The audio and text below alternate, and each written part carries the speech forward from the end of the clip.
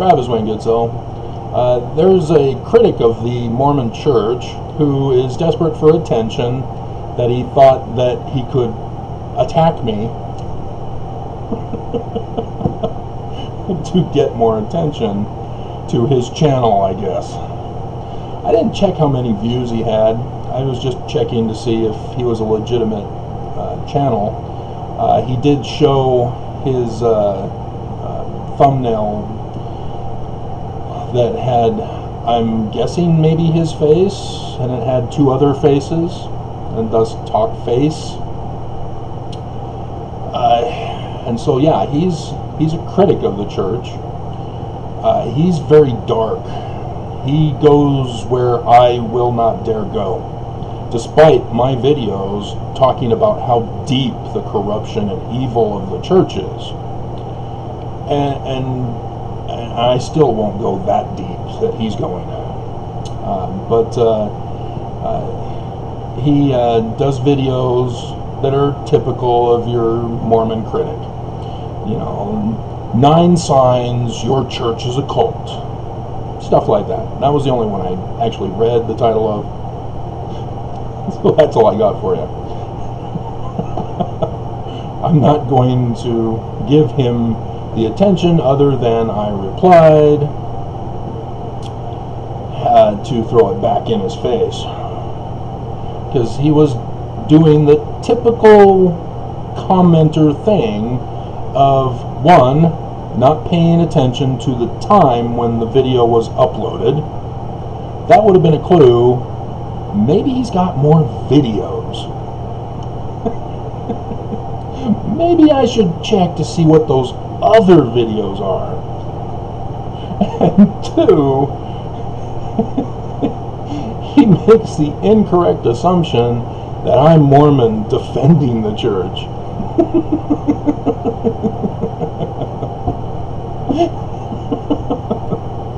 So, people are strange when you're a stranger. There we go, there's the theme song for this video. People are strange. And, yeah, I know Marilyn Manson has a version, but The Doors is the classic.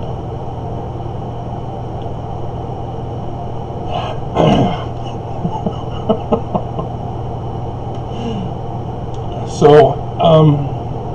yeah, in his comment, he wrote, "So you think you have special insight into linguistics and Mormonism, that you're the only one who knows about it."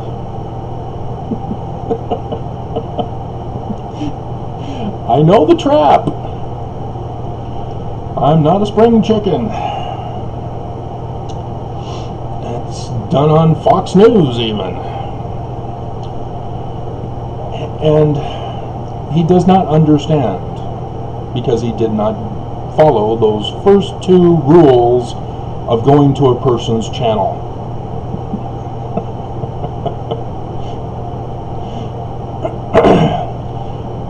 I even did the video yesterday. That was yesterday's video about my special insight. Going over it with you. I just uploaded it now though, I think. Yeah. The 25 years one. So, and it's saving on Travis Wayne Goodsill right now. It's got 7 minutes to upload. I'm waiting for a retaliatory attack by YouTube.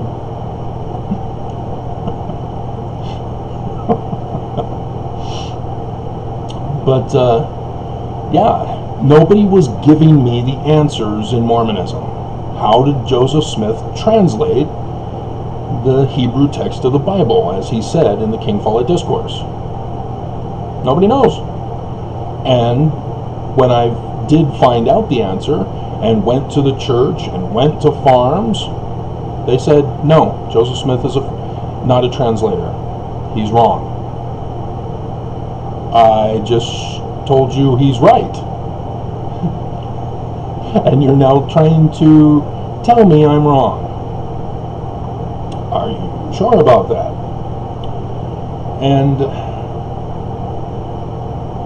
And so, yes, as a pioneer in the specific fields of linguistics.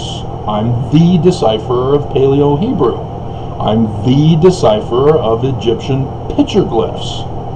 I just, again, went over that the other day, going over the facsimiles and how they are not listing on their sign lists the petroglyph characters. They have the text, they translate the text for us, they don't do anything with the characters in the petroglyphs. And so I walked right into it, having deciphered Paleo-Hebrew. And so, yes, that exclusive research, because nobody knew the answer, nobody was doing the research, everybody was lying about the research and the origins of Paleo-Hebrew. I found out they were lying as I did the research myself and made the decipherment.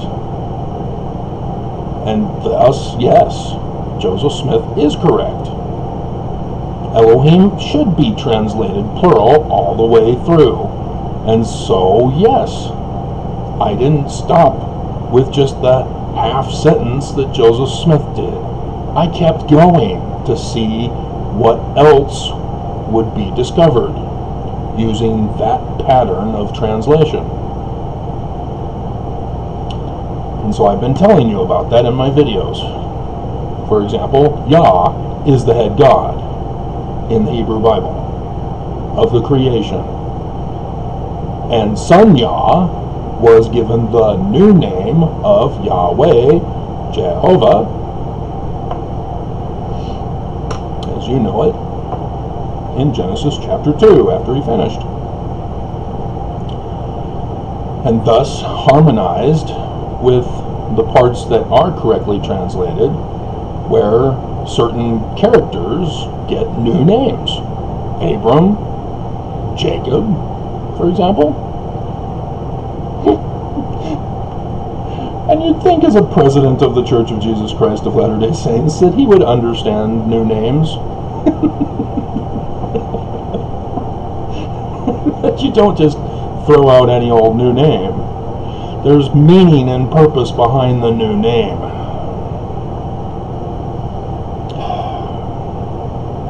Let God prevail. I'm never letting him live that down. And so yes, with Mormonism, as the video, A Mormon Hostage in Utah, 25 years. I was originally thinking I would just do it a simple, a Mormon lives in Utah for 25 years. But I tried that previously, nobody cares. I have to do shock titles to get people's attention. Very frustrating. As I got to rebuild my subscriber list from those who weren't listening to me and have now died from coronavirus. And so yes, I do have special insight into linguistics and Mormonism that no other Mormon or linguist has, because I did the work. So does this guy? He's projecting. He thinks he's got special insight into Mormonism and linguistics based on what other people have told him, and likewise with Mormonism. And so he thinks he's the special one. As all he is special is that he can do thumbnail pictures and stuff that I can't do. So that's it. He has no knowledge on the subject matter, but he wants attention. So talk face, look him up, give him the attention he craves. He's desperate. He's coming to me to get more views and attention. So please give him the attention he so desperately craves.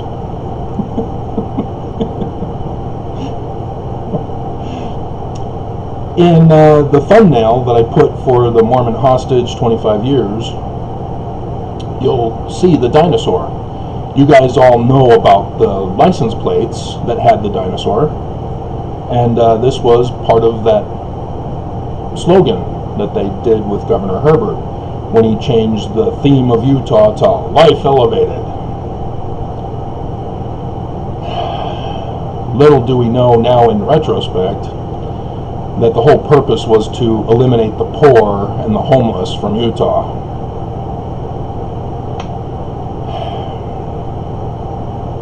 But there's a dinosaur.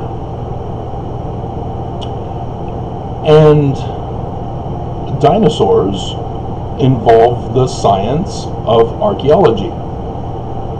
Utah is a prime location for dinosaur remains. And so there's, down in southern Utah, there's that one museum place where you can go and see the replicas of the dinosaurs and all that stuff. It's like a tourist place.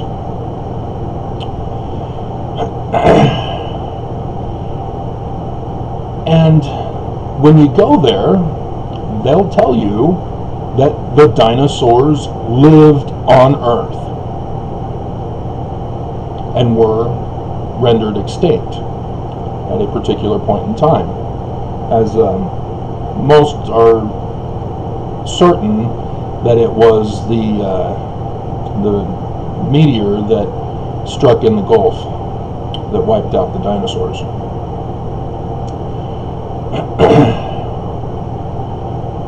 And they're not going to tell you, in fact, they're going to tell you you're wrong if you tell them that the dinosaur bones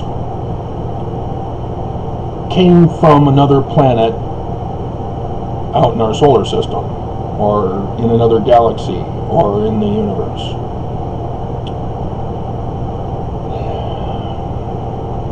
But yet, my mother's generation, as my mother herself told me, oh yeah, dinosaur bones came from another planet. They were carried on a comet or asteroid and were planted here in the crash of the meteor. And were sent here, and some even say, oh, it was Lucifer who sent them from outer space to deceive us. Yeah, the scientists all call that nonsense. Just like talk face. Man, you're talking nonsense, talk face. It's now processing, it's got 4 minutes. And so isn't it great that the church, in order to disagree with science, created lies, just utter nonsense, anti-science claims to debunk science. They came from outer space. You've been deceived, science. We've showed you. We put you in your place. Oh, so you scientists think you have special insight into...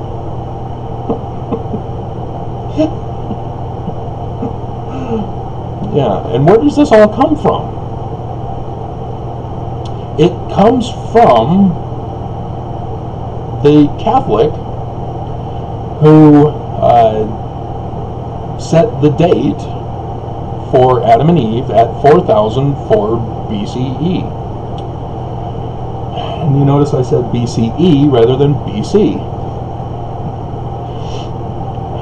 BCE is the scientific terminology that we use. CE is to replace Anno Domini. AD, not after death.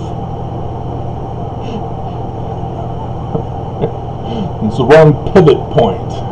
It does not work if you just stop and think.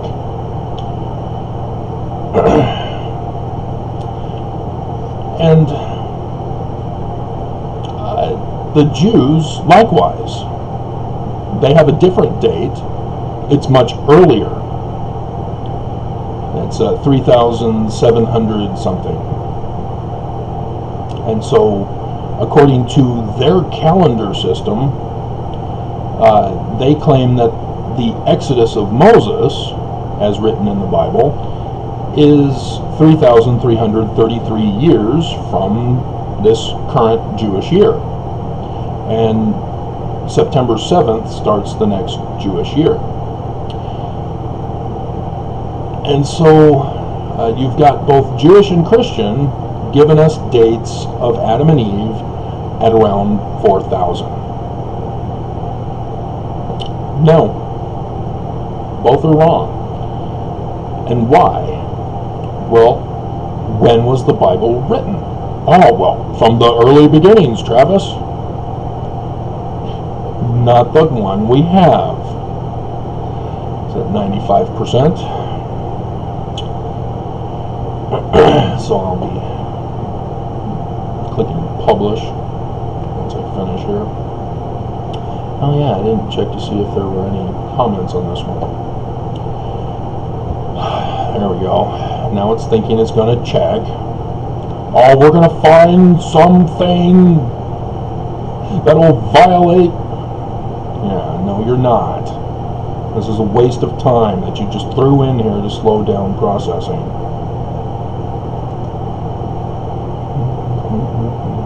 Go back in time. Gonna go. Nobody comments. Why is that? See, that's the beauty of holding all comments for review, is that people learn that they can't be mean and abusive. And so if they want to keep watching my videos, they need to shut up or your talk face.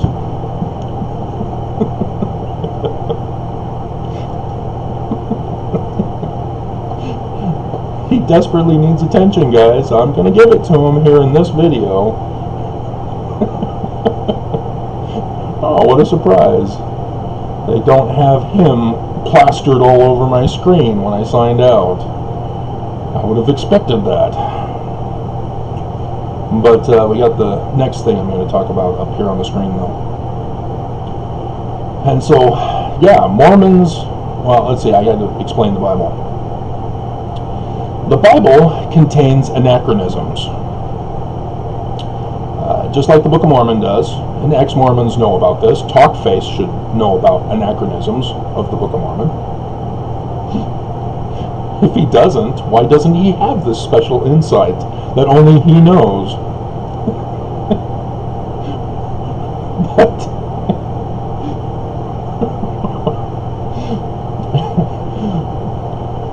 But the anachronisms in the Bible lead to the conclusion that the author of the Bible could not have existed before the date of the anachronism.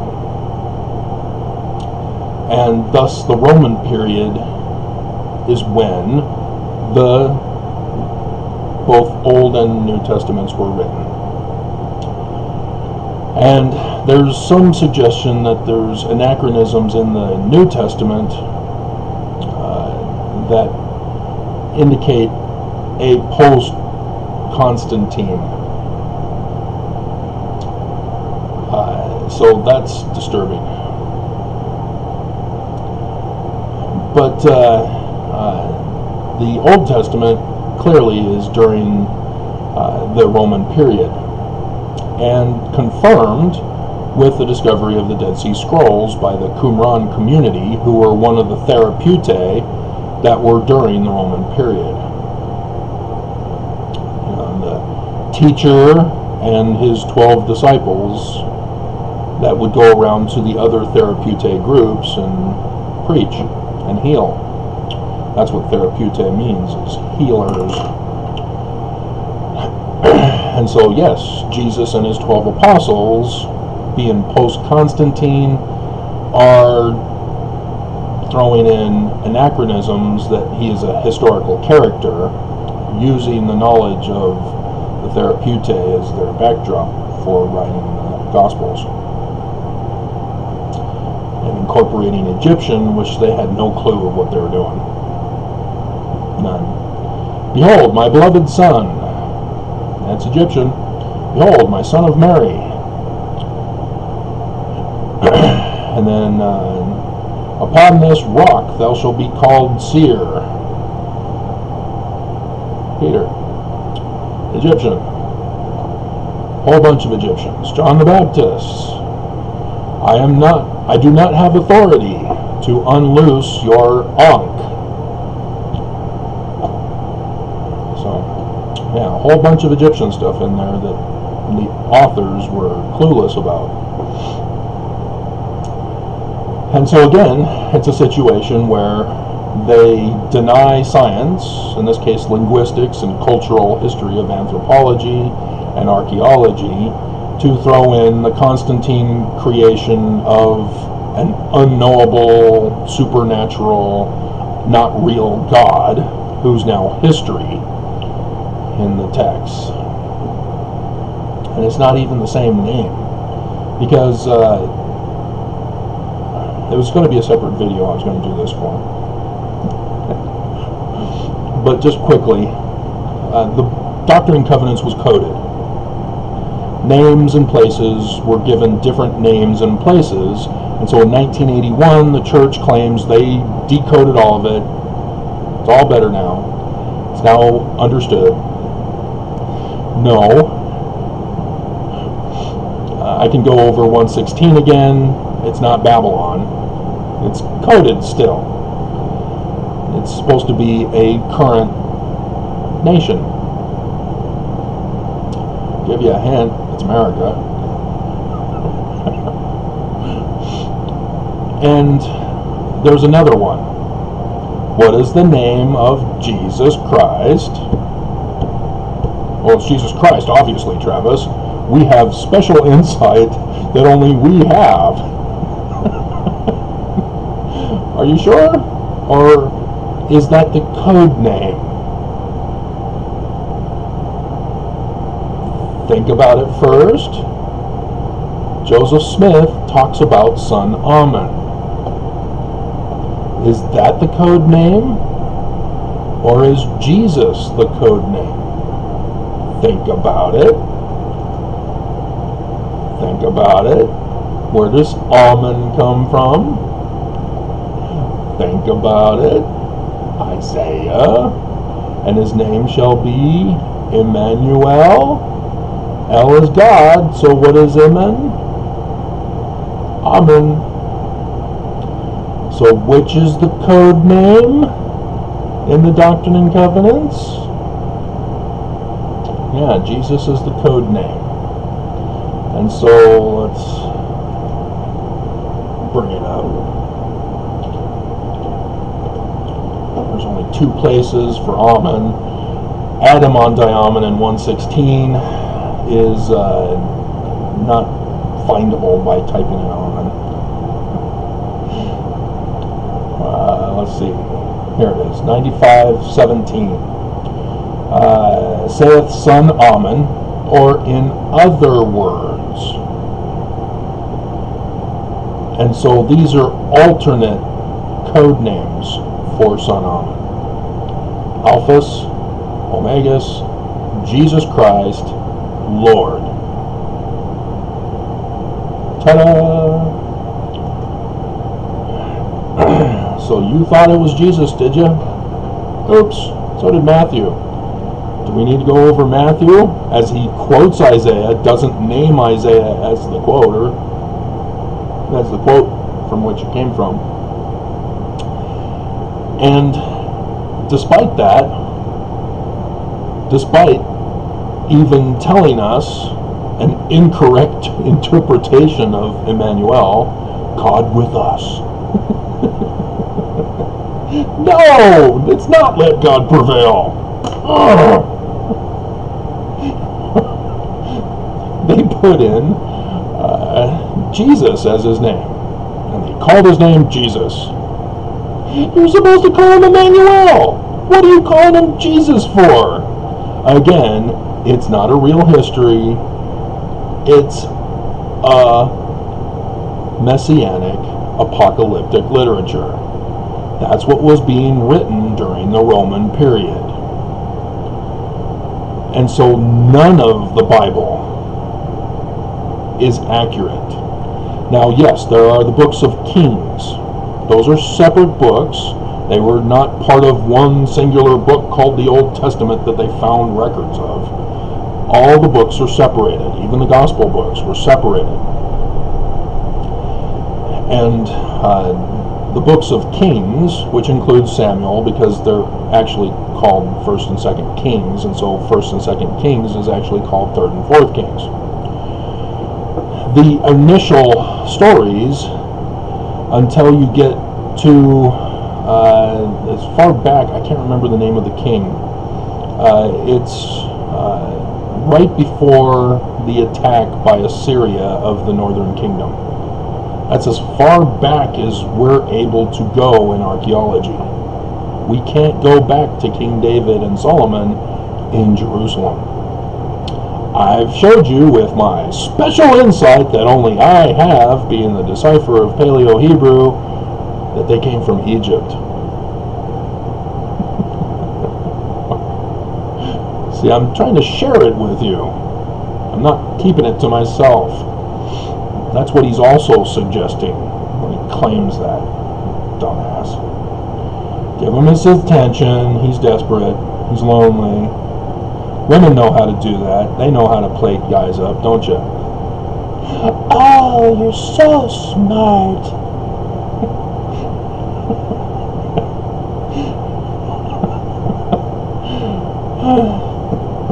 Anyway, I'm so lonely.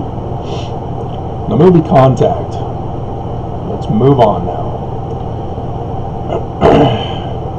And so, yes, the stories in the Bible are not history. They're using history, but they're not accurately. Anachronisms. And so again, if you're going to claim that the Bible is literal history, just like Mormons claim the Book of Mormon is literal history, again, you're going to fight against science. But that's why the date for 4000 exists, is because of this lack of understanding of the Bible origins. And so, yes, mankind goes back much later. The flood has been confirmed in Alberta. The great flood that swept the earth, it was real. Scientists know it's real. I don't know why scientists don't say, hey, guys, we found your biblical flood. 10,500 BCE. It's known all around the world. That's when it happened. Scientists tell us that's when it happened. In Alberta, just in the news the other day. Yep, there it is. We had a flood, 10,500 BCE. Confirmed. So not just the old world, but the new world. It was a worldwide flood. 10,500 BCE. And the pyramids were built before it. Bright Insight did a video the other day as well, adding extra confirmation that the pyramids were built before the flood.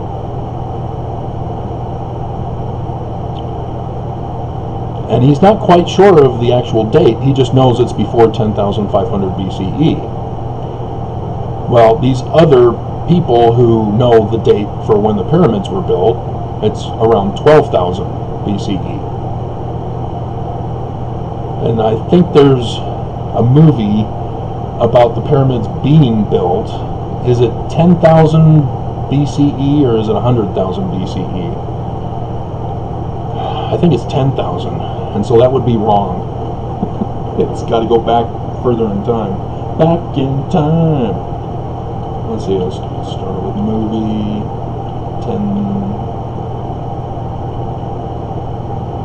10,000 BCE. Yeah, nope, you got to go back to 12,000, guys. It was quite interesting of a movie. I should have that. I better check to make sure I've got that. If not, I hope I can by it before the end of the world happens. Again, special insight that only I have, because nobody will listen. Alright, so in the movie Contact, with Jodie Foster, not the more recent one that's not related to it, she's a scientist, and she is struggling to get grant money so that she can listen for alien life. Her father died, her mother was already gone, and so that traumatized her to want to look to the heavens to find her parents. Specifically her father, who was the one who got her into astronomy. And it's sad when he has his little heart attack thing and she blames herself for not getting to the medicine in time for him. And then the religious guy just says it was God's will. And she didn't like that answer. I don't blame her. And so she became a scientist who doesn't believe in God. And yet she's still looking to the heavens for him as a scientist. So there's a little bit of a contradiction there. But you can tell that the show was written by a religious person who's trying to harmonize science with religion, but wanting to put science in its place. Just like Mormons, just like Christians with the Bible and dinosaurs and Adam and Eve and all that stuff. And so the I can't remember his name. He's the guy who's gone off the deep end now. Something happened in his life that he's now weird. Jodie Foster, yeah. Matthew McConaughey. Yeah. He's the man of the cloth without the cloth.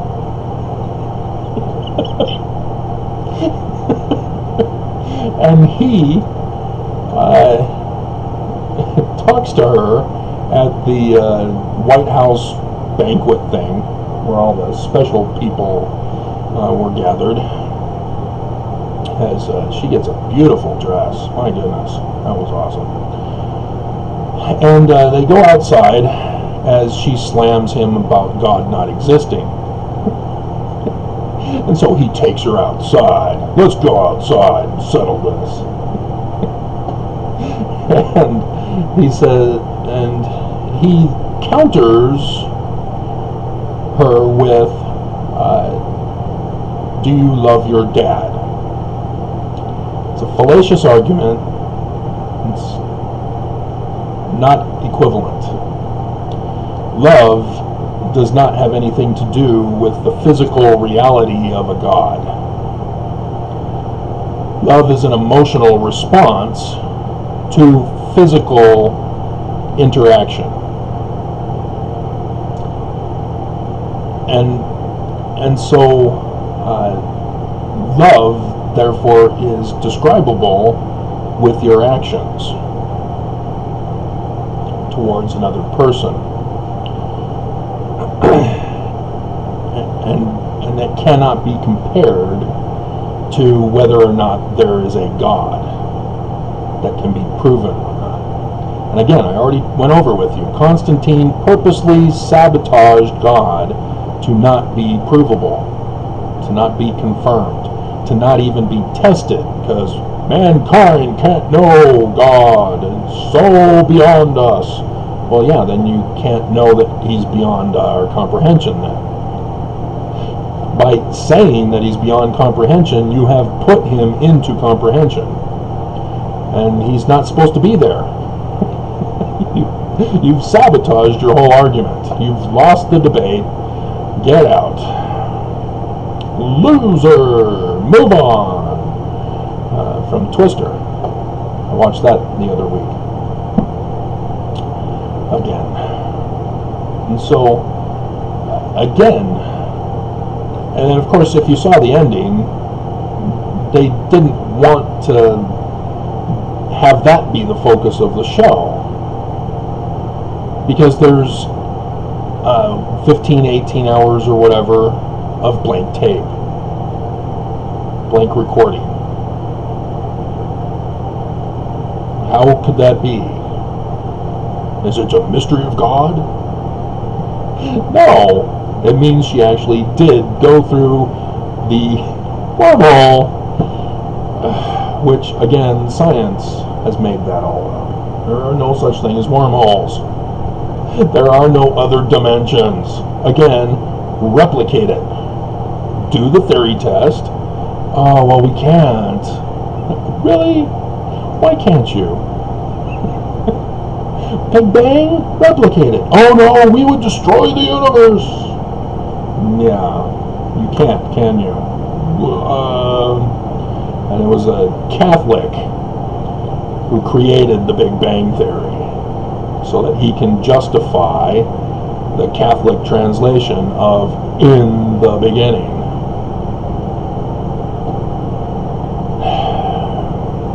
Jews have it "when God began," which is also incorrect. Because you got to have the past tense.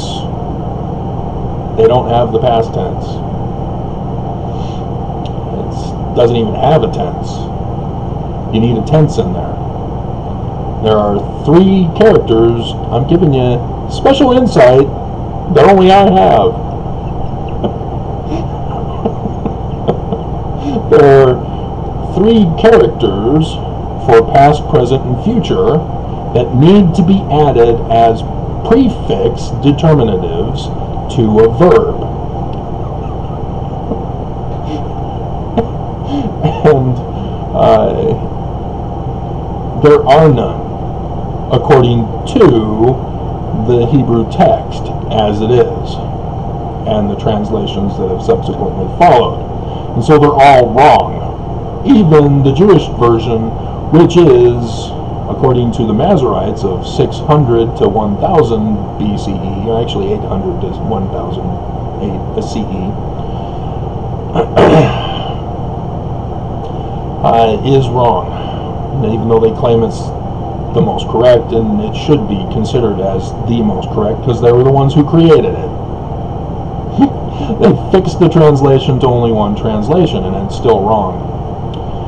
And so when I'm just going to go over the King Follett Discourse for you and show you how Joseph Smith is a translator of Hebrew, as I've already done that video for you. Bereshit. Bara is in there, or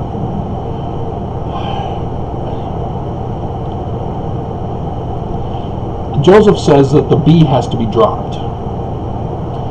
And he's right in that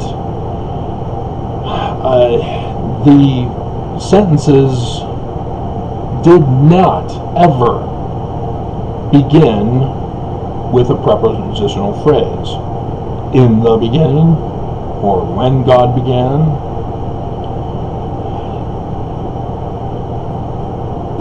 That's not the sentence structure of the ancients. It's noun, verb, and then noun, if necessary. Very simplistic, not complicated. There weren't all these adverbials and prepositions that complicated the text. Those were later additions, thus anachronisms. And so, yes, let God prevail, an anachronism. For Amen, a God among us. What was it? God among us.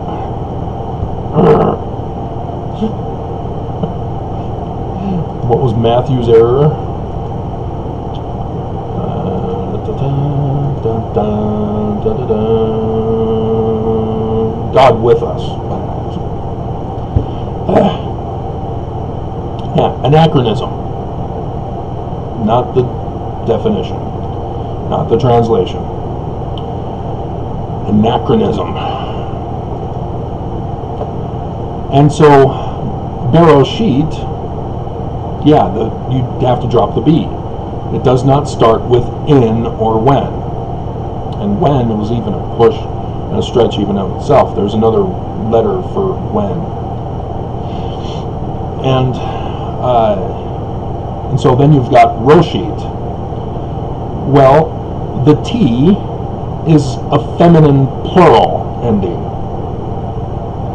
The head women is what you now have.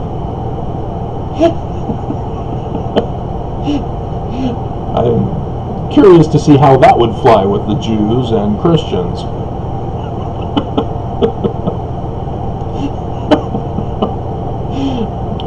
But yeah, Bereshit bara Elohim. Bara. Where's the tense indicator? There isn't one. Oh wait, that feminine plural ending at the end of Rosh, just as Joseph said, it's just Rosh, the head, and he understands it as the name of God, as a general concept. The head, God, brought forth the heavens and the earth, together with the heavens and the earth, technically. Because again, anachronism, the et is not the direct object indicator. That's an anachronism. And so he's together with. And so yes, the T is now the prefix determinative for bara. So the head will bring forth. Future tense. Ta-da! There you have it. And then you just follow that pattern throughout the rest of the text, and you've got a completely different text. As Rabbi Sykes told Joseph Smith, it would ruin the whole Bible. Yeah. By correcting, you ruin the falsehood. So, there you go. And it took 43 minutes? I just cannot do a quick, simple video, can I? So, give Talkface attention. He's desperate for it. He's jealous that other people have special insight that he doesn't have.